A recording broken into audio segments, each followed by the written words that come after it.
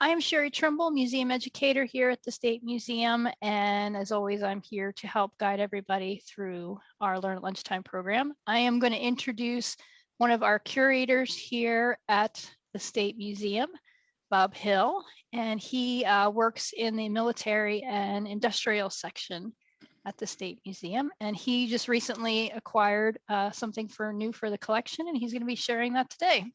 So I'm turning it over to you, Bob. Okay, thank you, Sherry.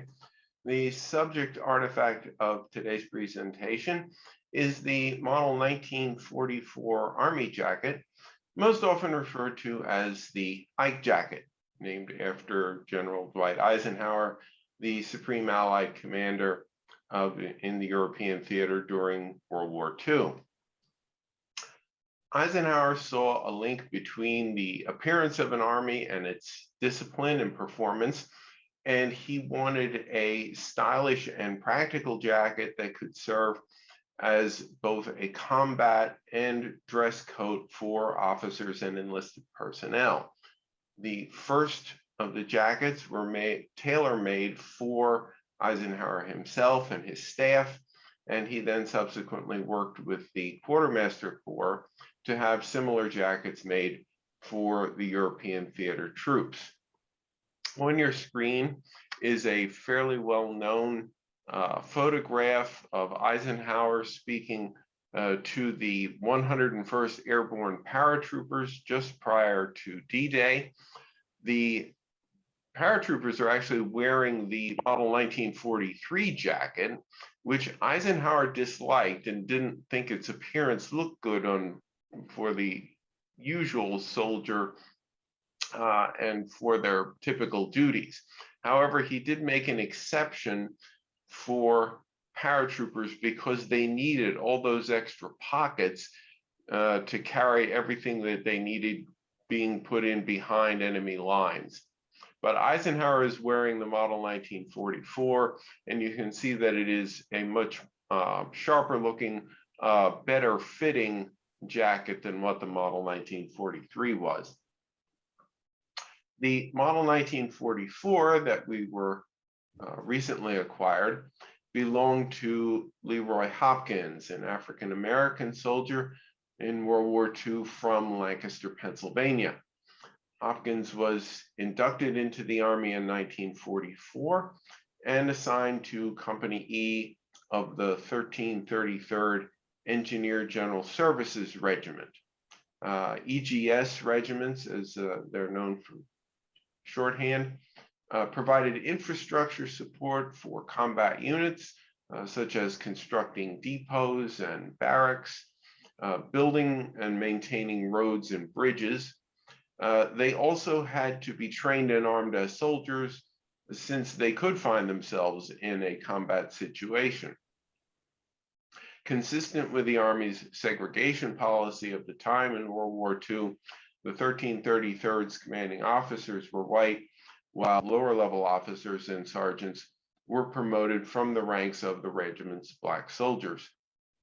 Hopkins was promoted to technical corporal, or T5, and placed in charge of the company's tools. And you can see on the sleeves of his jacket the corporal stripe with a T underneath. That is the insignia for T5. The State Museum is fortunate to have been given Leroy Hopkins' jacket by his son, Leroy Jr., now retired professor of German from Millersville University. And Dr. Hopkins, thank you for joining us today for this program. Thank you for inviting me. Oh, it's our pleasure.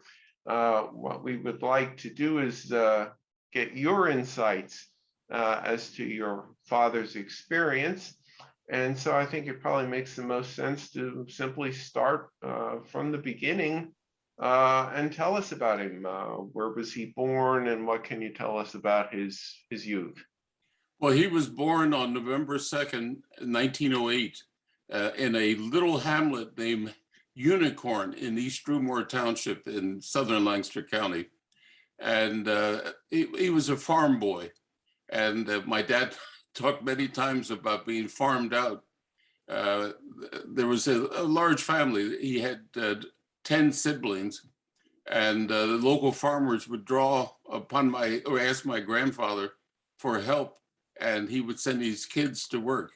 And my dad told the story that he was making $5 a month, but he only got $2 because $3 went to his parents.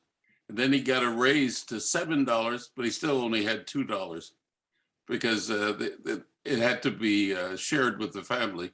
He only went to the 8th grade because in the country, you get to the 8th grade, you're big enough to work on the farm. So that's what happened.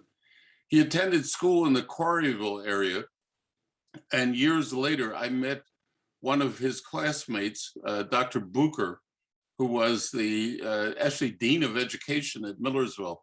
I met him when I was in junior high school. And Caleb Bucher was his name. He was the superintendent of the Brecht School. And we got along famously. My father was not much of a reader. He knew how to figure out what his debts were and how to pay them. Throughout my entire childhood, my dad had at least 3 different jobs. He was a chauffeur, he was a butler, he was a cook. And then when I was 8 years old, 1950, he got a job working at Armstrong as a janitor, which was the best you could expect as an African-American in Lancaster County at that time. And even though he had a full-time job as a janitor, he still was a chauffeur. He had several female clients that he drove around, or he served parties.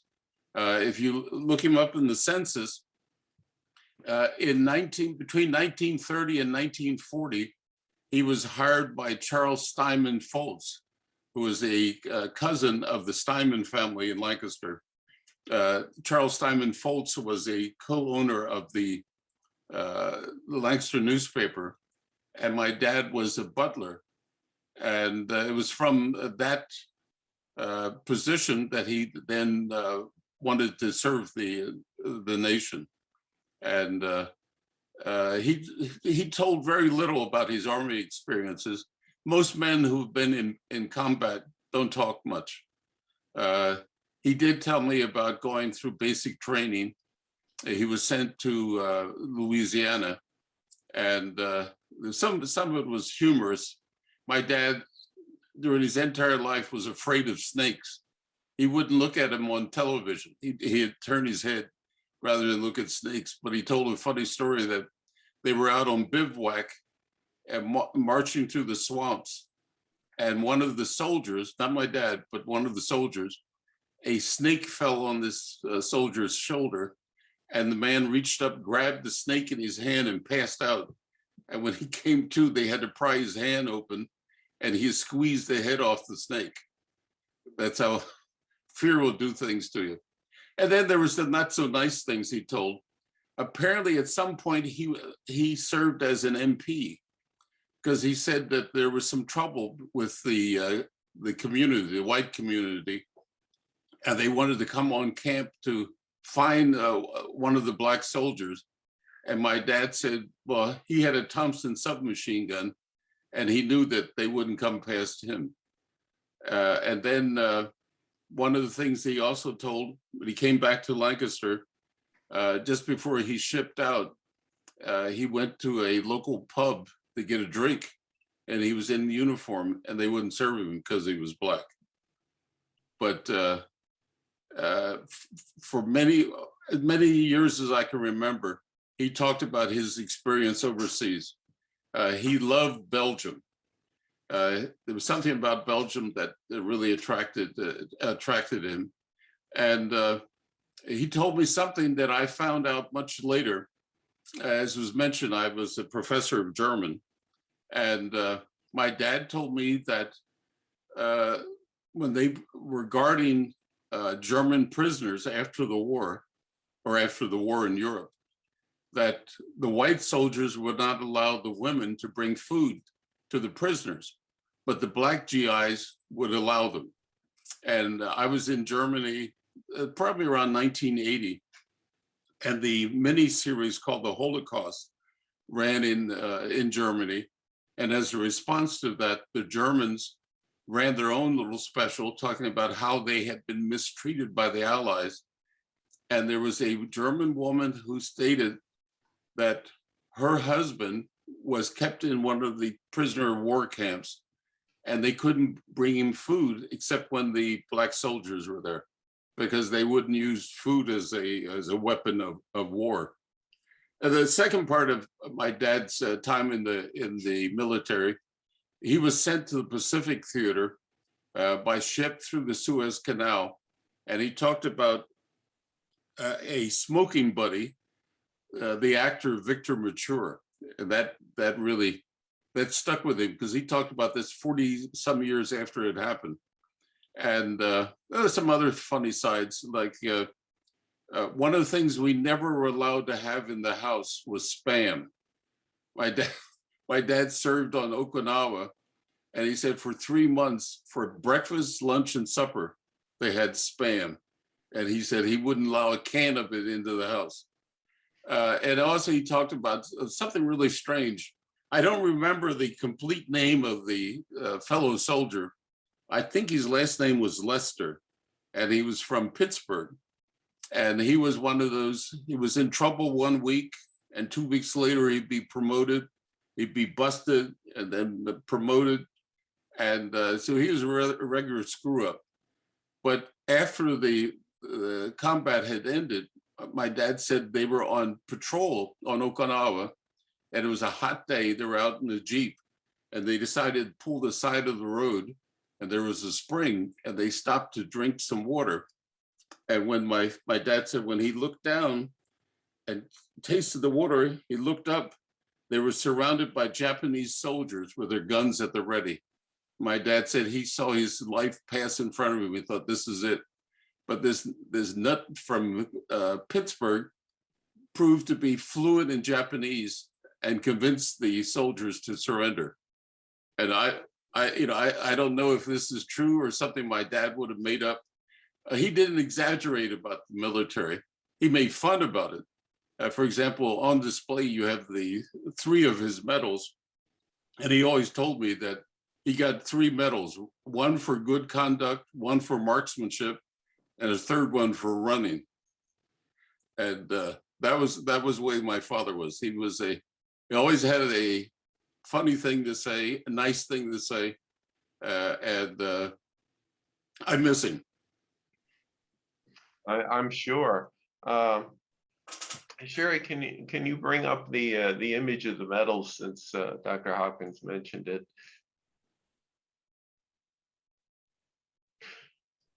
We had see the part of our display of the collection that you donated, the Good Conduct Medal over on the left side, and the World War II Victory Medal and its accompanying ribbon on the right. And in between is the Asia Pacific Campaign ribbon and the Europe, Africa, and Middle East Campaign ribbon.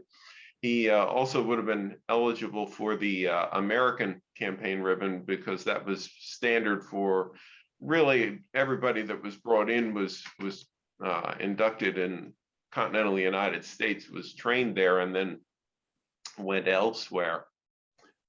Sheriff, we can have the pictures of the jacket again, and the profile view.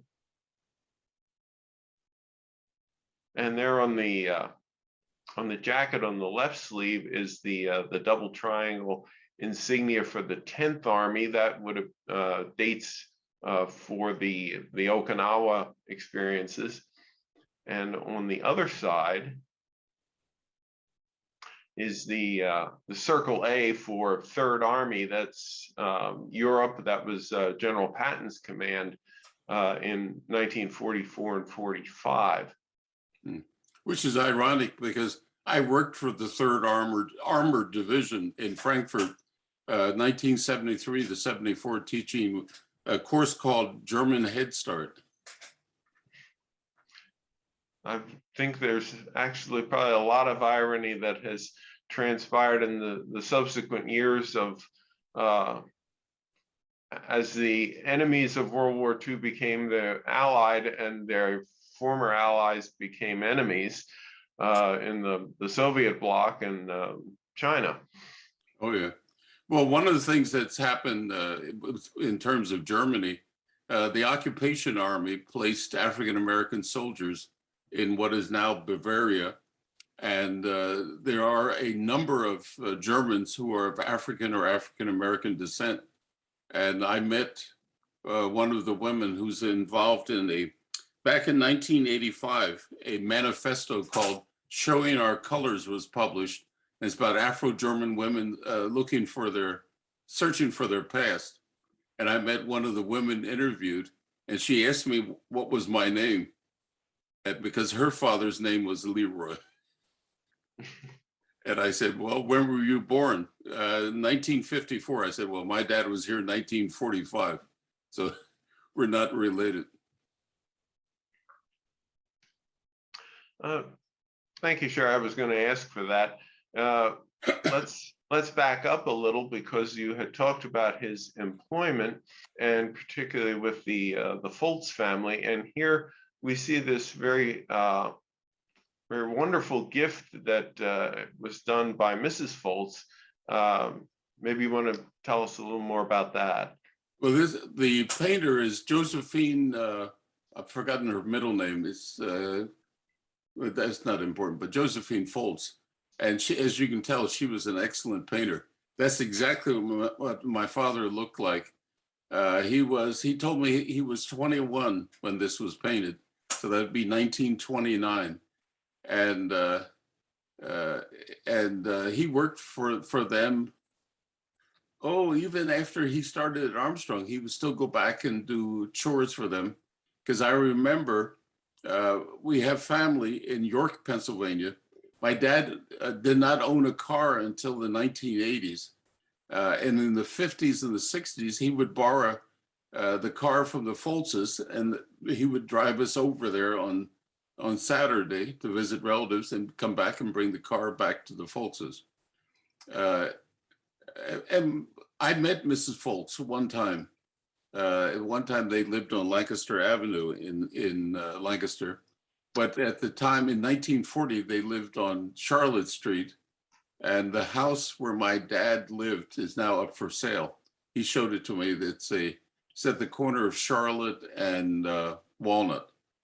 And he pretty much at home in that little corner of the city. And I also have another portrait of my father which was painted by a sort of a student of Mrs. Foltz. It's not as well done as this one. I look at this, I can see my father. And the picture that you have of him and my mother, you can see that it was a very good likeness. Yeah, this picture was taken by our church probably around 1985. My dad there was in his 70s, and my mother, she was how many years? 4 years younger than he was. My mother is also a Lancastrian. She was born in Conestoga and grew up in Lancaster City. Both were married once before. I just discovered recently that my father got married when he was 19 in 1927.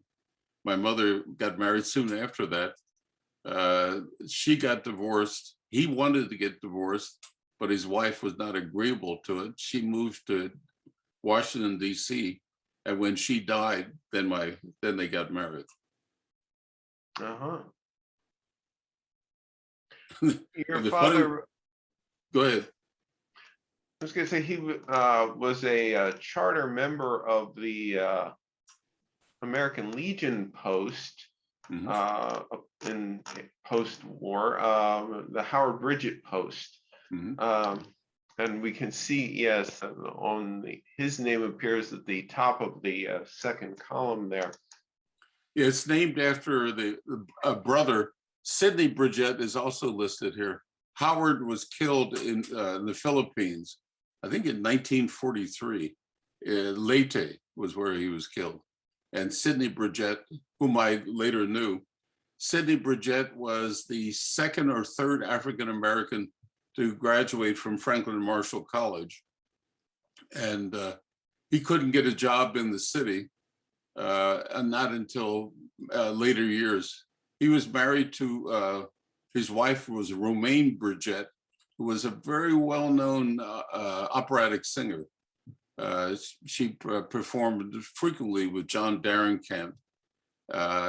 Initially, she performed in Paris. He'd gone they lived in Europe for a while. And there's a funny story about him and Nelson Polite Sr.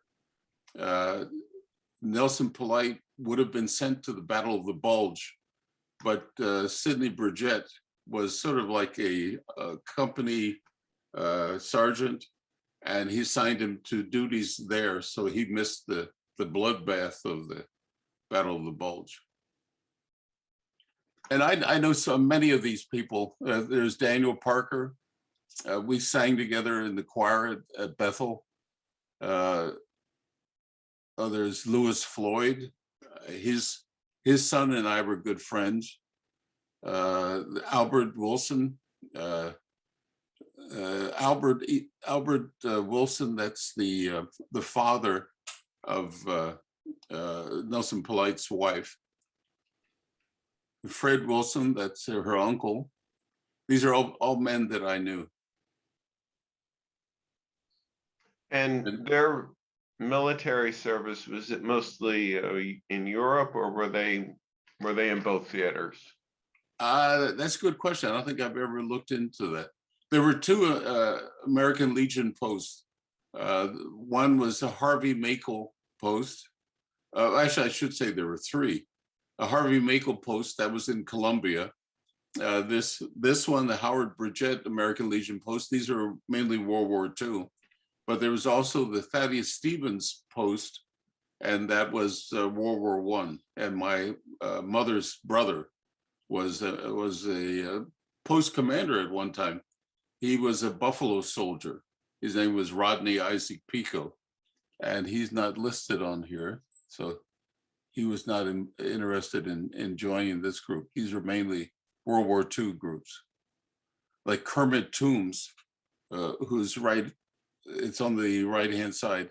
Kermit Tombs was an aero mechanic with the Tuskegee Airmen. And he came back to Lancaster. He operated a gas station. His sister was married to our barber.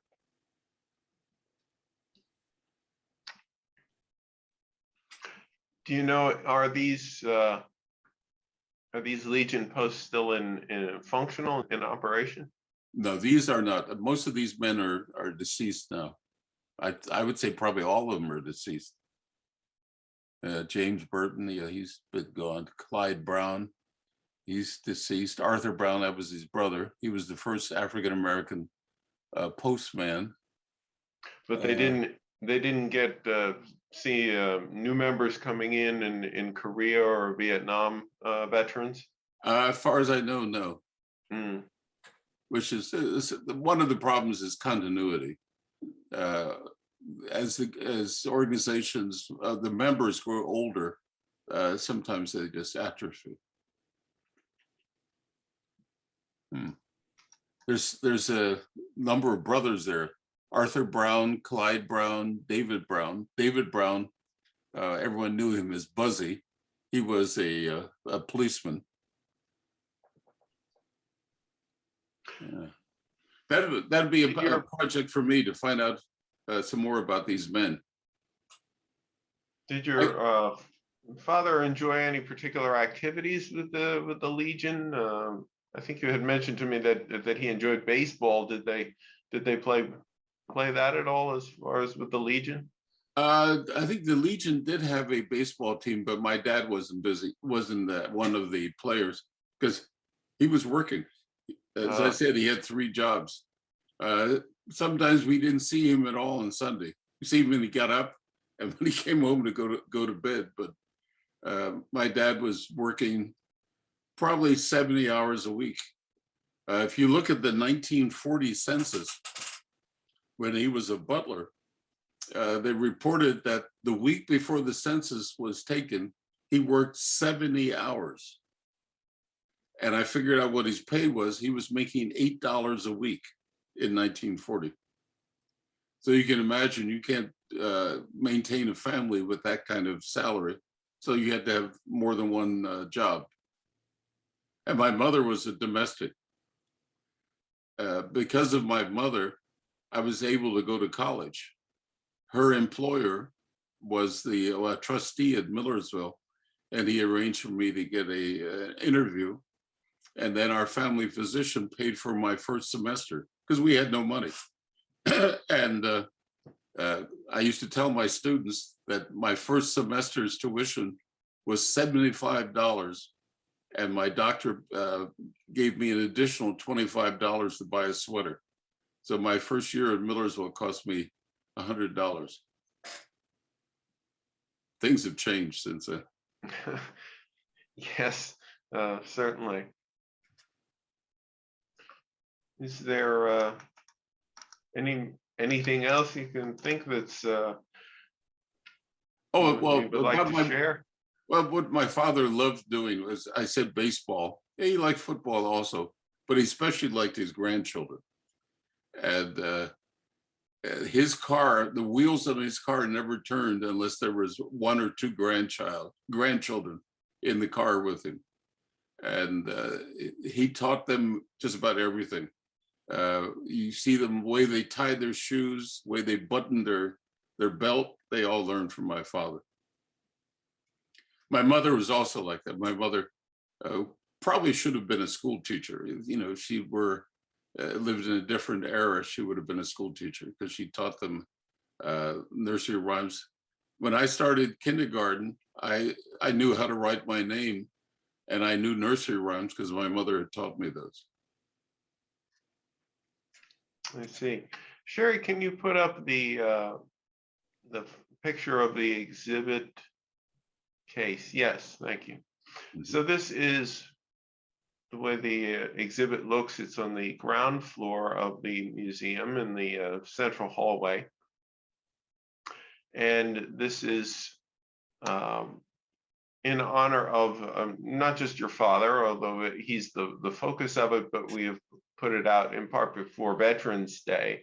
Mm-hmm. And so we want to thank you for the donation of the jacket and the medals, and for sharing with us about him, because it's always a nice thing to have an object, but also then to have the object be understood in context with the person and their life. So mm-hmm. Yeah. We thank you for the donation and your participation with us. Well, thank you for inviting me. And I'm glad to do some homage to my father, because excuse me, he was someone special. And when he passed, we didn't have enough room in my church. That's awesome.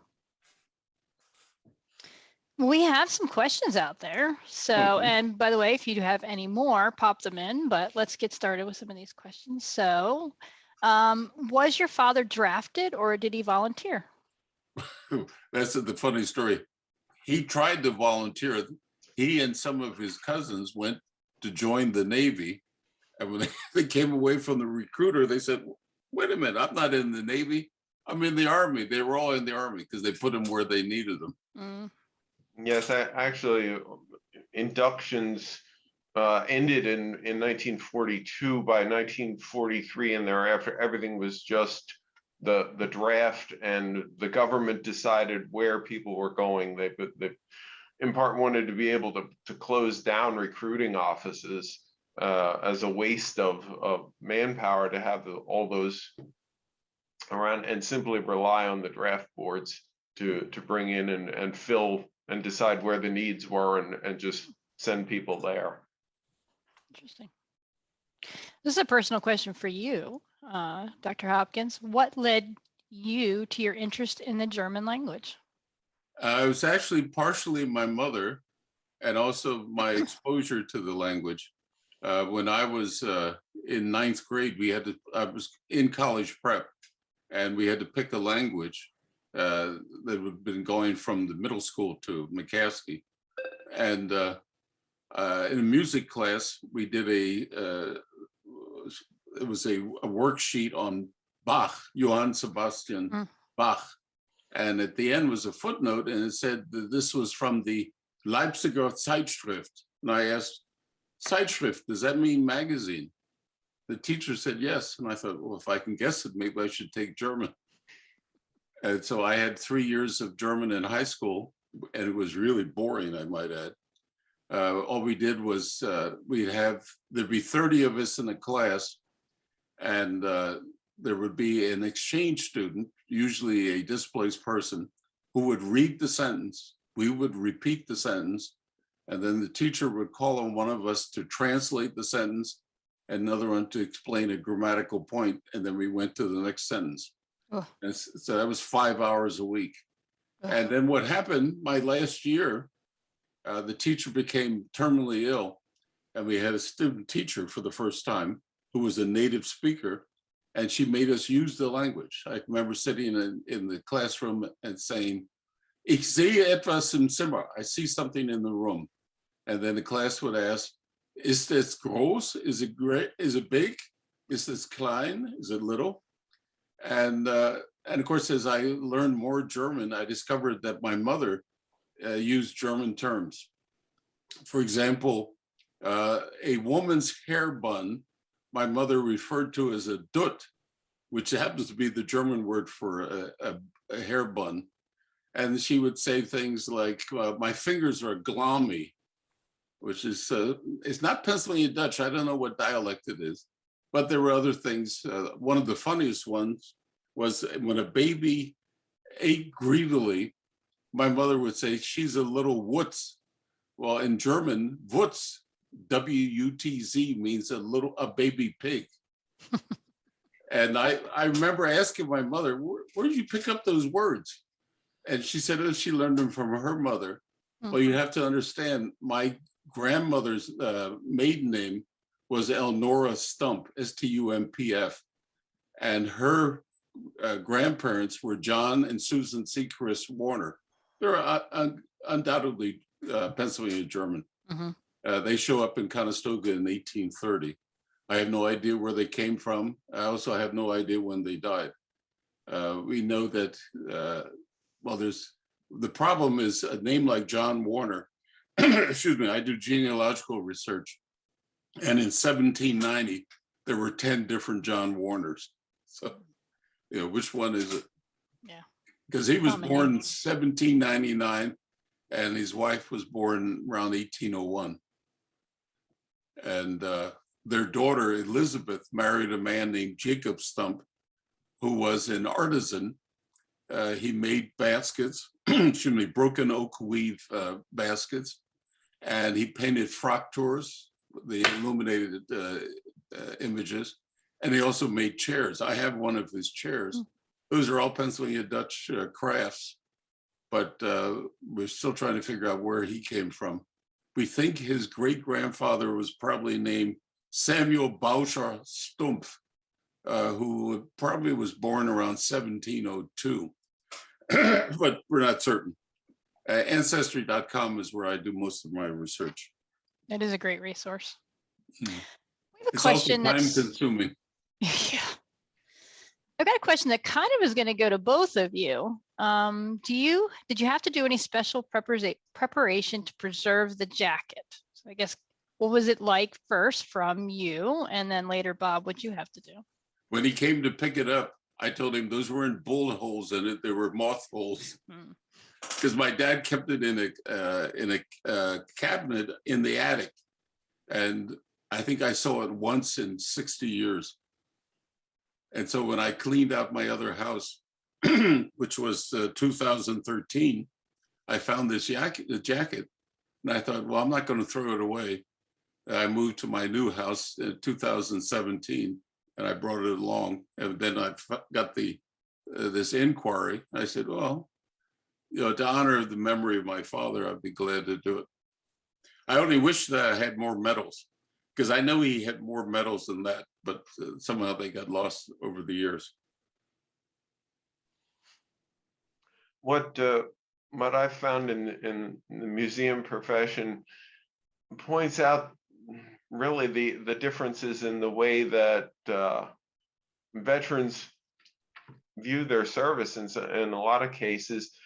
And a lot, particularly, I think, conscripts who went off and did what they were asked to do, but it's not necessarily something they're going to dwell on in their later years. And so the uniform, sometimes they're preserved, sometimes they're disposed of. In the case of my father, who was a veteran of the Korean era, I remember him using his uniform as work clothes around the house and for painting and that sort of thing. In the course of talking about what I was working on while visiting him, he said, "Oh, yeah, I wonder what I did with my Ike jacket." And then he came to the conclusion that he had probably simply left it at home when my parents got married, and he just didn't take it with him, and probably my aunt disposed of it when they moved out of the house. So I don't have that, and that's the way these things go sometimes.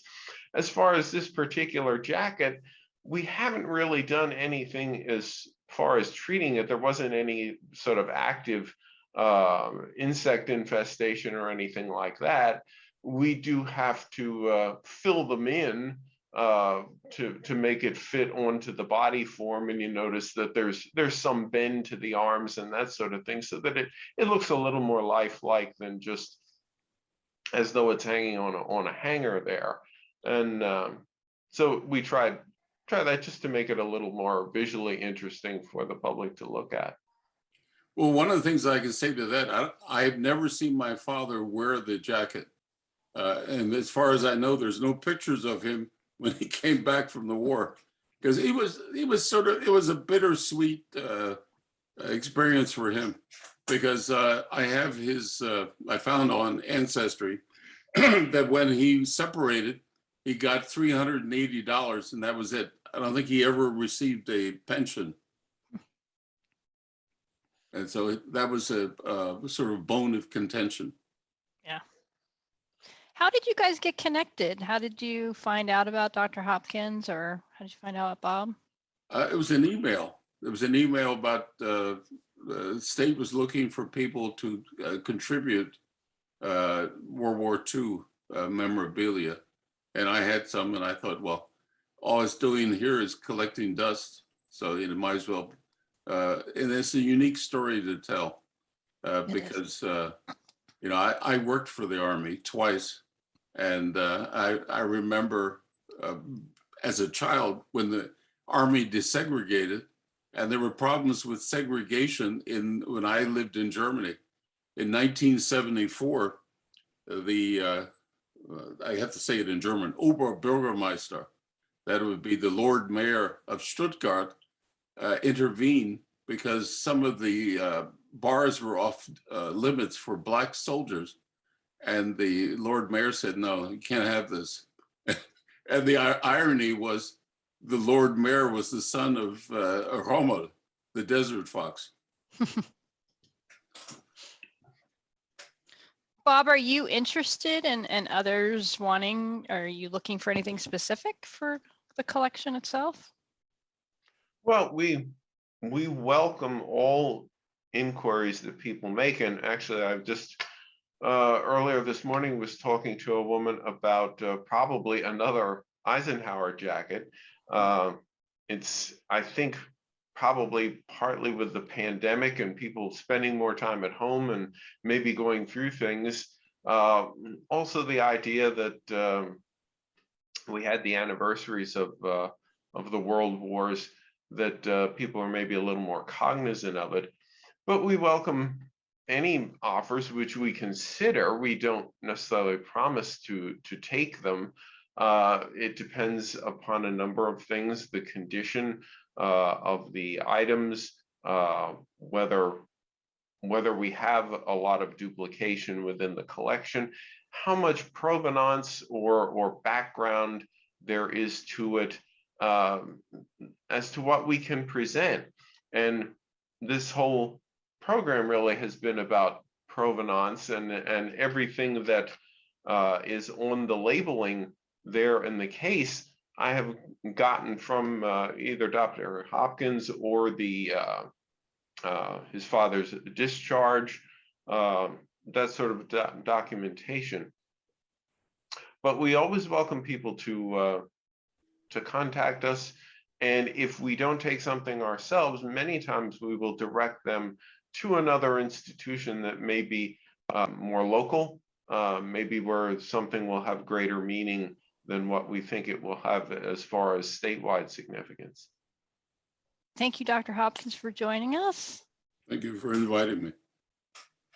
Bob, thank you. We look forward to maybe hearing some other objects from you in the future. All right. Okay. Thank you. Have a great weekend, everyone. Yes, have a nice weekend.